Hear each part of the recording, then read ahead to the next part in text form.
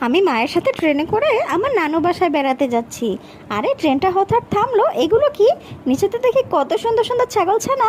একটু ট্রেন থেকে নেমে যাই। ট্রেনটা যেহেতু থেমেছে, আমি নেমে গিয়ে ছাগলছানাটাকে একটু আদর করি। আরে আরে, একই শব্দ শুনতে পাচ্ছি আমি। ট্রেন তো ছেড়ে দিচ্ছে। আরে আরে, আমাকে যেতে হবে। দাঁড়াও দাঁড়াও, আমাকে নিয়ে যাও। আমার মা ট্রেনে ঘুমিয়ে আছে। আমার মা, আমি মায়ের কাছে যেতে চাই, আমাকে নিয়ে যাও।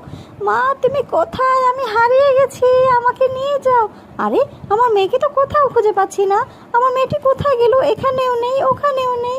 কেউ দয়া করে আমাকে সাহায্য করো, আমার মেয়েটিকে কোথাও খুঁজে পাচ্ছি না। পুলিশ অফিসার, প্লিজ আমাকে হেল্প করুন। ট্রেনটি থামান আর নিচে গিয়ে খোঁজাখুঁজি শুরু করুন। চলুন আমরা সবাই মিলে আমার মেয়েটিকে খোঁজা শুরু করি। আমার ছোট্ট মেয়ে, আমার ছোট্ট সোনা, তুমি কোথায় গিয়েছো?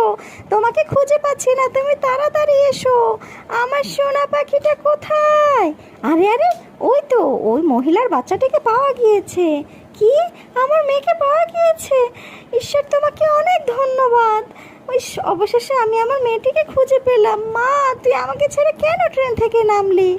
আর কখনো তুমি এই কাজ করবে না। আর পুলিশ অফিসারদেরকে অসংখ্য ধন্যবাদ জানাচ্ছি।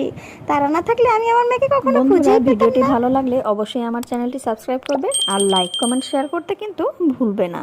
নেক্সট ভিডিও দেখার আমন্ত্রণ রইল।